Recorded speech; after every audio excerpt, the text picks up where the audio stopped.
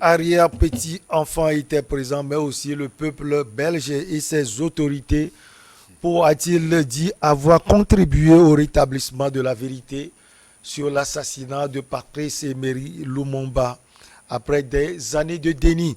En effet, a estimé le président Félix Antoine Tshisekedi, c'est seulement après avoir dit la vérité, après avoir établi les responsabilités des uns et des autres, que nous pourrons ensemble, Congolais et Belges, entamer l'étape déterminante du pardon, de la justice et de la réconciliation véritable et définitive. À Kinshasa, donc, Corneille Kwasi, fin du voyage pour la relique de Patrice Émeric Lumumba.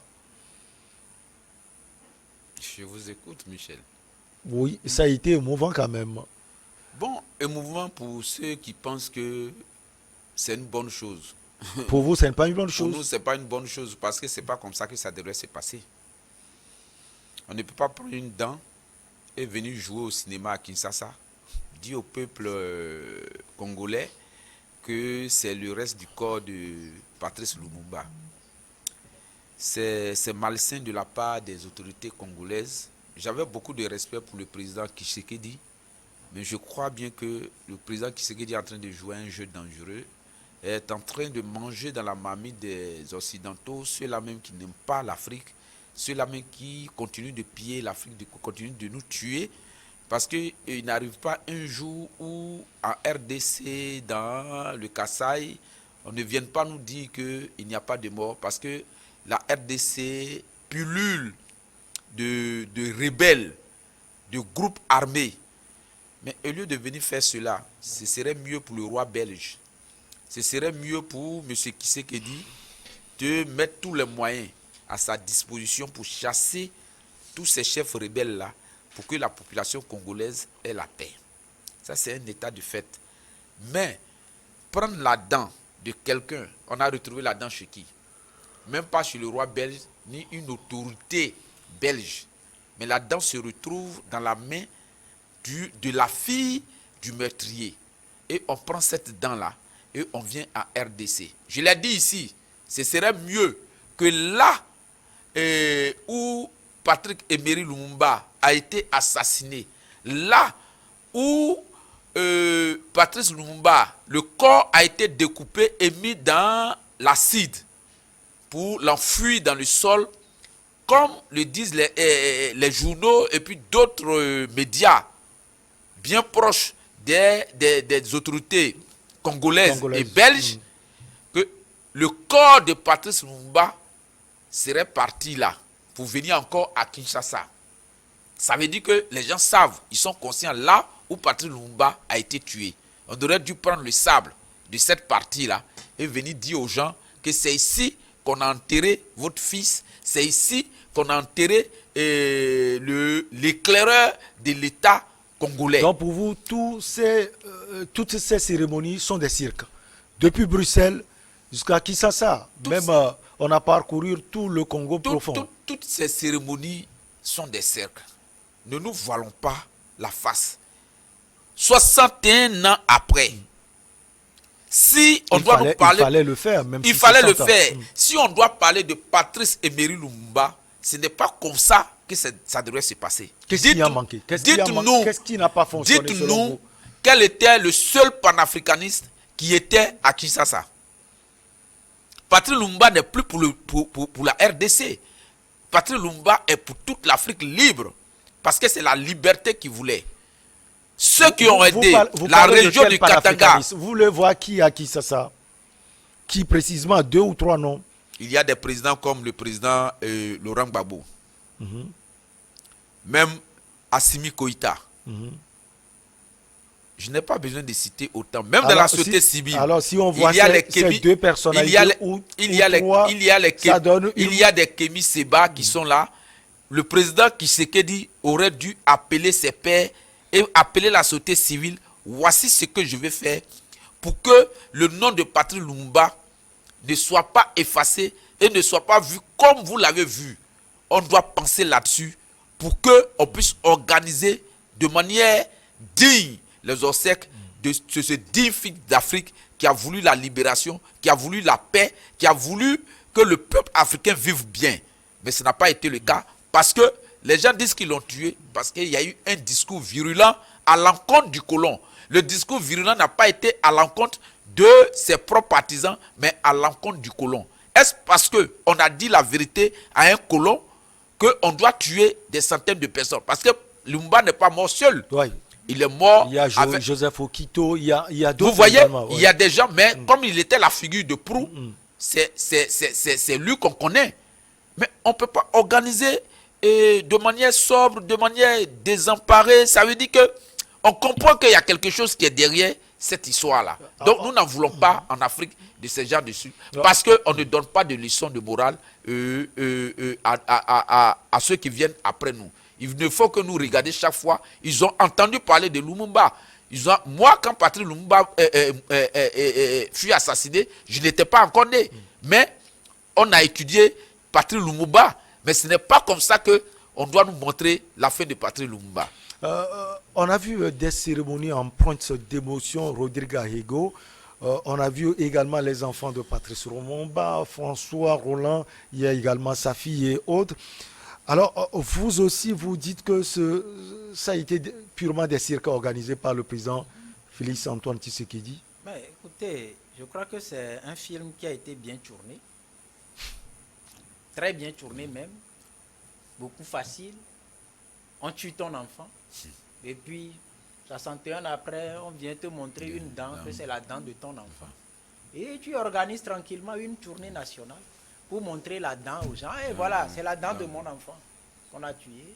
Et après, on est allé, on a enterré la dent. Donc, je viens d'enterrer mon enfant. Même les enfants ont participé au film. Vous le dire. Vous savez ce que la mort représente en Afrique?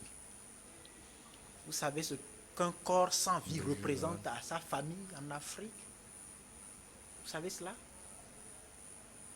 On ne peut pas faire la réconciliation tant qu'on ne connaît pas l'auteur, les co-auteurs, les commanditaires et les gens à qui a profité ce crime-là. Comment se fait-il que la dent de Lumumba quitte sa bouche pour se retrouver entre les mains de la fille de quelqu'un? Est-ce qu'entre-temps, Lumumba a perdu sa dent chemin faisant? Est-ce en riant qu'il l'a perdu? Est-ce qu'il aurait reçu un coup de poing qu'il a perdu la dent? Mais qu'on le dise. Parce qu'on est en train là de mettre la scène là sous la couverture de la réconciliation. Ouais, c'est ce que le président Félix Antoine Tshisekedi est en train de faire. Qu'est-ce qu'on met dans réconciliation?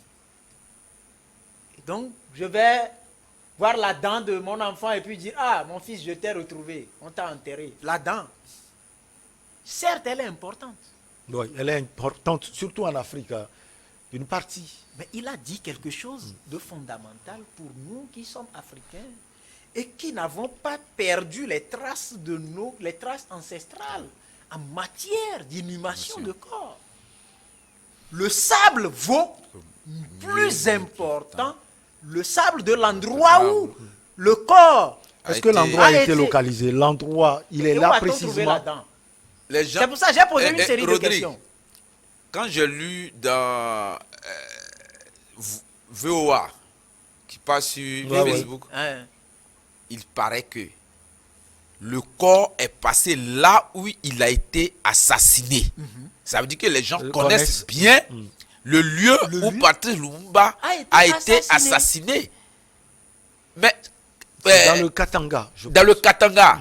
Ils ont même dit le nom du village là où il a été assassiné. Même si on ne retrouvait pas le corps, mais on faisait un semblant de dire que c'est dans ce lieu bien précis. Donc on laisse la dent en Belgique. On laisse la dent en Belgique parce que cette dent n'est pas la dent de Lumumba. La vérité. L'Afrique dispose de tous les moyens. Tous les moyens. Pour que Lumumba lui-même montre le chemin. Mais c'est pourquoi j'ai dit il fallait. Il a dit quelque chose de fondamental. Mais c'est vrai, c'est pourquoi on devrait associer certains Africains. Moi, mon oncle a disparu. Mon père l'a cherché en vain. On ne l'a jamais retrouvé. Quand j'ai donné naissance à mon fils aîné, on allait rendre visite à un cousin qui est dans le fétichisme, etc. Oui. Quand on a franchi le seuil de la maison, Il dit c'est lui. il nous dit attendez. C'est l'oncle ça.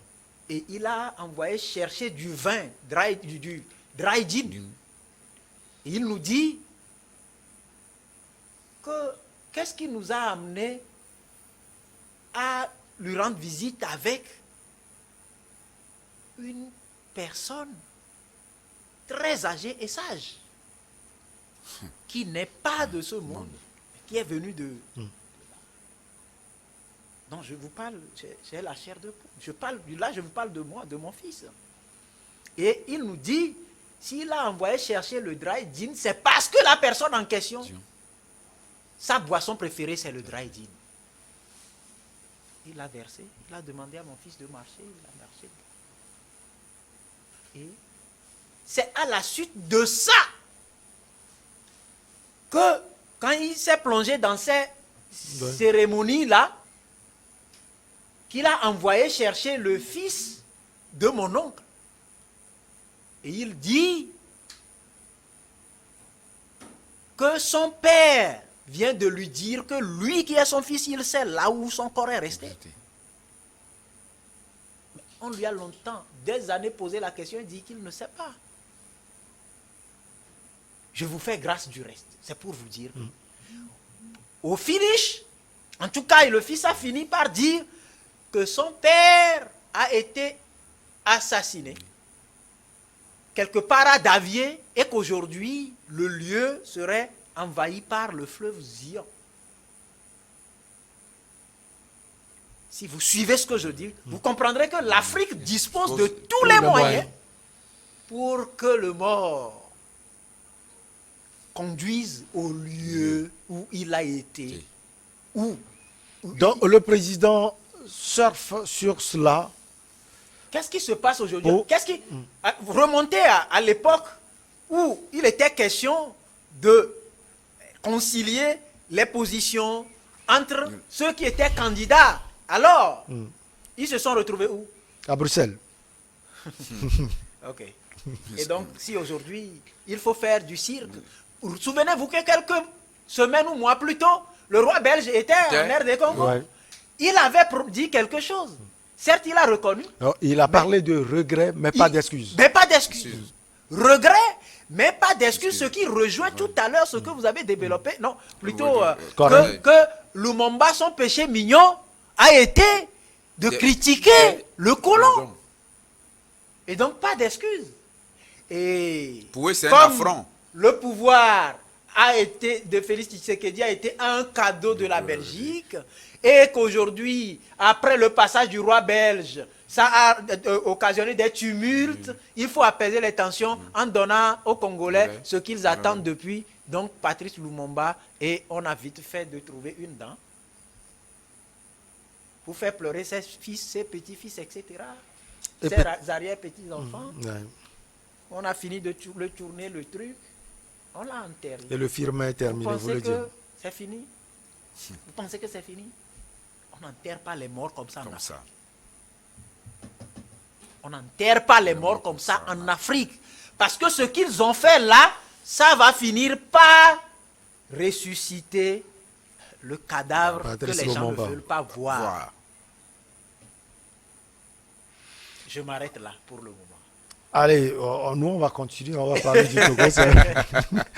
Entre 2017 et 2021, le taux d'infection du VIH-Sida a baissé de plus de 50% au Togo, a indiqué mercredi 29 juin 2022 le Conseil national de lutte contre le sida lors d'une rencontre bilan tenue à Lomé. On ne peut qu'applaudir cela, Rodrigue Ayego.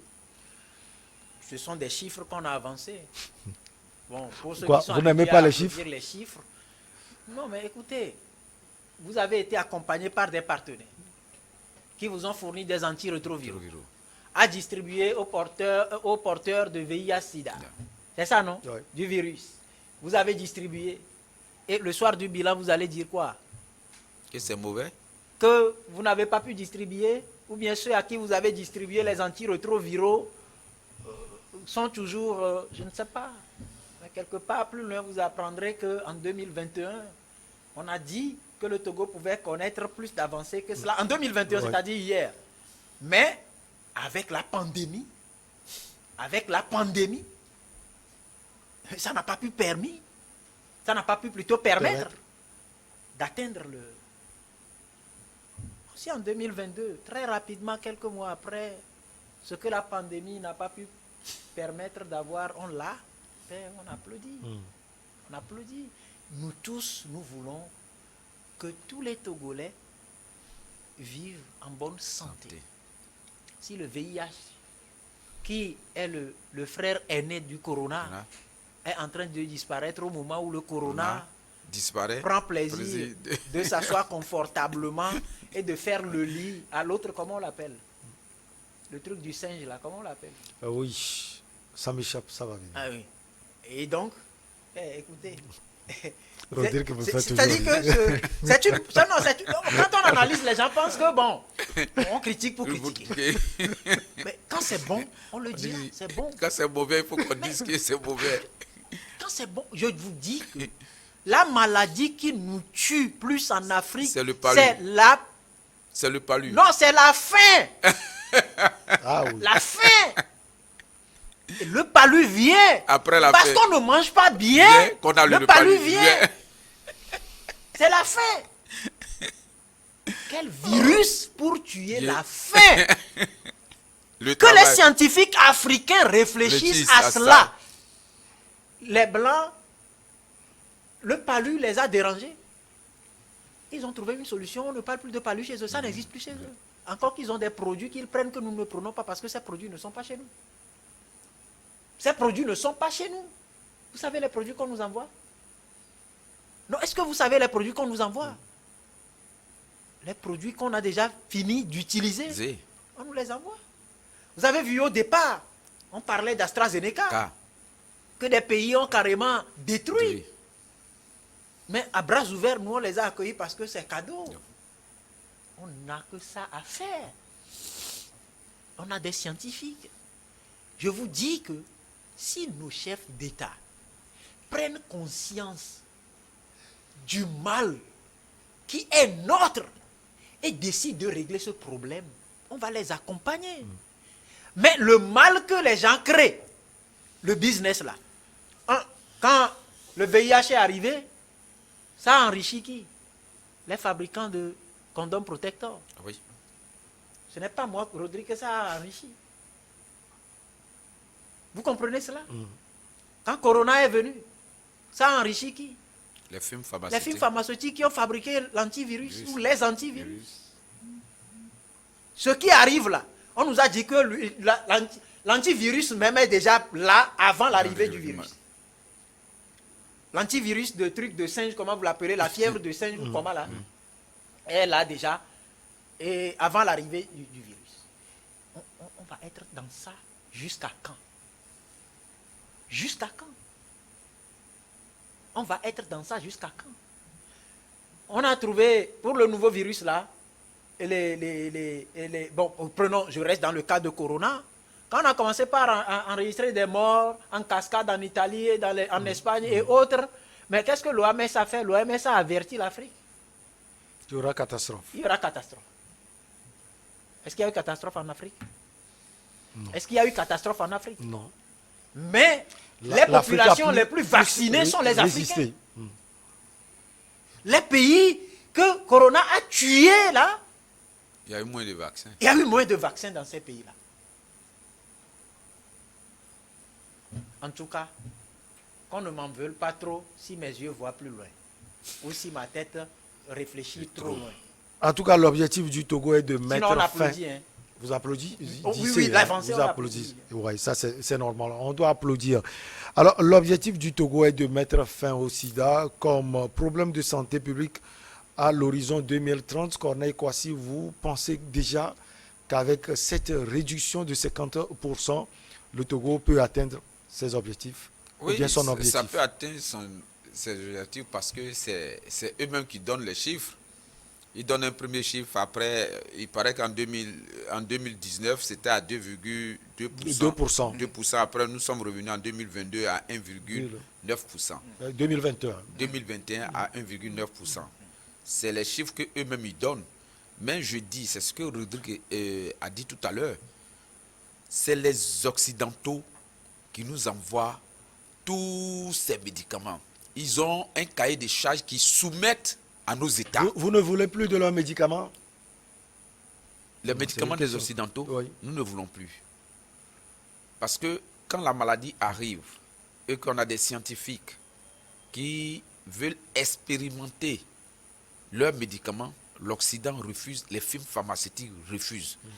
Au fait, ils ont leurs intérêts. On finit par faire disparaître ces scientifiques. Et c'est ce qui fait que nous réfléchissons assez. Pourquoi l'humain se comporte comme ça?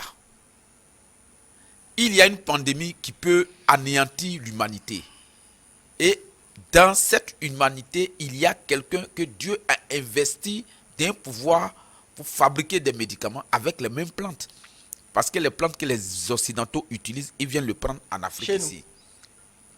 Mais nos parents, nos aïeux, ils connaissent les forces de ces plantes. Il y a des plantes même pour prendre la racine, il faut aller peut-être à partir de 16h ou bien 18h. Si tu le prends le matin, on te dira que cette plante-là n'a pas de force pour soigner. Nous les avons. Mais pourquoi, quand les pandémies arrivent en Afrique, nos autorités ne peuvent pas appeler nos aïeux, nos parents qui sont au village, qui connaissent les réalités des plantes, pour leur dire, voici le problème, ce qu'on a, qu'est-ce que vous pouvez faire, voici les moyens qu'il faut pour nous trouver un médicament. On va toujours attendre que cela vienne de l'étranger. Mais quand quelqu'un... Parce que c'est ce qui vient de l'étranger qui est... Parce qu'il pense que c'est ce qui vient de l'étranger qui est bon. Mais pourquoi vous n'allez pas diriger les étrangers et puis vous êtes dans nos pays pour nous emmerder? C'est la question qu'il faut se poser. Aujourd'hui, on dit qu'il y a une chute. Mais la chute là, est-ce que par les initiatives du gouvernement qui ont fait que ça a chuté, ou bien c'est parce que le... Rodrigue a parlé tout à l'heure de partenariat. Ou bien c'est parce que le peuple Vous même... parlé de partenaires. Oui. Oui. Ou bien c'est parce que le peuple même a changé de comportement. Moi, je dis... Même si le peuple change de comportement, c'est grâce au gouvernement. Il y a des choses que je ne crois pas. Il y a eu des sensibilisations. Je n'ai pas cru au sida. Je n'ai pas cru à Covid-19. À Covid-19. Je l'ai toujours dit que je ne crois pas. Parce que nous sommes tous partis à l'école. Quand vous prenez des médecins émérites, des professeurs émérites, mais leur raisonnement est différent, est différent du raisonnement scientifique. Pourtant, eux-mêmes sont des scientifiques. Sur le cas du sida, la première personne qui a été assassinée par les Occidentaux, c'était qui? Juste à côté de vous ici, au Ghana. Drobo 2 ou bien quoi. Ils l'ont assassiné. Ils l'ont assassiné parce que quoi? Il va gâter les deals, il va gâter les business. C'est les grandes firmes qui ont assassiné Drobo. Ils sont conscients que ce médicament pouvait soigner leur soi-disant sida. Mais on est resté dans le sida. Ils font de grandes publicités au départ. Ils nous montrent des gens qui meurent du sida à longueur de journée, sur des années et des années. Et à un moment donné, quand ils savent qu'ils ont eu assez d'argent, ils ne nous font plus le point de ce qui s'est passé. Si le sida existe ou ça n'existe pas, on crée une autre maladie. Même avant le Covid-19, ils ont créé Ebola. Et toutes ces maladies viennent de l'Afrique. Mais que les Africains, comme les maladies viennent de chez nous, laissez-nous soigner nos malades avec nos médicaments. Parce que je ne crois pas que nous sommes tous constitués de la même manière. Mais l'Africain est 2 fois plus solide que le blanc. Et vous pensez que l'Afrique a tout pour pouvoir faire ses médicaments? Quand ces firmes pharmaceutiques n'étaient pas en Afrique, nos aïeux ne vivaient pas. Je vous explique quelque chose. Nous sommes à l'ère, ça fait peut-être 30 ans, 40 ans maintenant, qu'il y a plus d'églises, plus de mosquées. Ça veut dire que les gens prient plus le Dieu dont les Occidentaux nous ont envoyé, le Dieu dont les Arabes nous ont envoyé, et c'est ce Dieu-là, on dit que ce Dieu-là, c'est à ce Dieu-là que la vie est, c'est à ce Dieu-là que la richesse est, c'est à ce Dieu-là que la santé... Vous voulez dire qu'il y a une religion africaine? Non, laisse-moi, Michel. Bon, ça de Dieu africain, non, je comprends parce que Dieu est universel. Non, oui. Dieu est universel. Mais ce que je voulais comprendre, c'est à ce moment-là où ce Dieu-là bat son plein sur notre continent qu'il y a beaucoup de morts. C'est à ce moment-là que ce Dieu-là bat son plein qu'il y a beaucoup de malades. C'est à ce moment-là que ce Dieu là-bas son plein qu'il y a beaucoup de famines. Mais nos parents, dont les gens pensent qu'ils sont dans les religions africaines et qui ne connaissent pas ce Dieu, ont vécu longtemps. Et quand tu parles aux Occidentaux, ils disent non, c'est parce que tout ce qu'on mange est scientifique, donc on doit aller au bio. Mais nos parents mangeaient bio. Depuis. Nos parents mangeaient bio depuis. De leur champ. Vous comprenez? J'étais au Bénin la semaine dernière sur le coaching. J'ai dit aux gens que le coaching a existé il y a longtemps.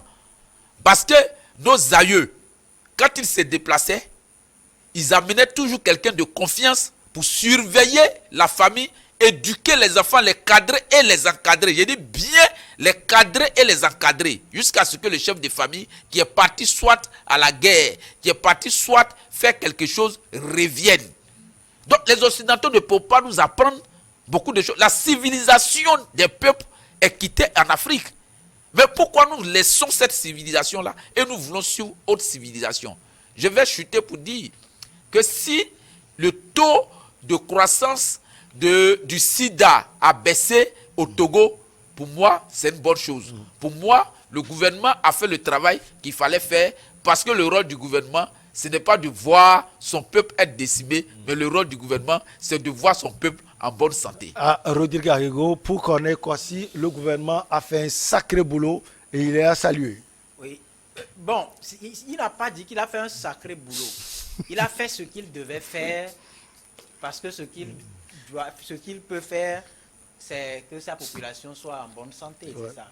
Et donc, moi, ce que je dis, quand tu interroges les chiffres, tu comprends, hein? C'est pour ça que moi, quand on avance ces trucs-là, rapports, etc., ça ne... Quelque part, comme je l'ai dit tout à l'heure, comprenez que nous voulons tous être en forme. Ouais. Depuis que Covid est arrivé, plus personne ne parle de VIH-Sida. Même bien avant l'arrivée de Covid, même palu. Personne ne parle de VIH-Sida. Personne ne parle de palu. Mais ça ne veut pas dire que le palu ne tue plus. Ça ne veut pas dire que ça n'existe plus. Parce que quand on nous oriente dans un truc, c'est ça. Aujourd'hui, par exemple, quand vous lisez loin dans les perspectives, vous comprenez qu'on veut parler maintenant de genre et de développement. Parce que les fonds qu'on a engagés sur le VIH-Sida, ces fonds-là vont être réorientés vers autre chose. Et pourquoi on va continuer à parler de VIH-Sida? Pourquoi? Aujourd'hui, ce qui préoccupe les Occidentaux, c'est comment transformer, par exemple, tous les Africains en homosexuels, en trucs là, et puis bon, voilà. C'est ce qui les préoccupe. Et donc, les fonds vont être réorientés vers... Et pourquoi on va parler de ça s'il n'y aura pas de... C'est qu'on tourne la page là. Pour ouvrir une autre page. Merci beaucoup à vous, Rodrigue Arrigo. Merci, Michel. Ça a été un plaisir de vous avoir sur ce plateau. Vous êtes journaliste togolais. Merci également à Corneille Norbert Kwasi, homme politique ivoirien. On a parlé de la reprise centrafricaine ou du Centrafrique. La force de l'ONU a su avoir repris une ville aux rebelles. Mali, publication d'un calendrier électoral avant le sommet de la CEDEAO. République démocratique du Congo à Kinshasa, la capitale. Fin du voyage pour la relique de Patrice Emery Lumumba. Et puis Togo baisse de plus de 50% du taux d'infection du VIH-Sida. On est toujours ensemble. Excellent week-end à tout le monde.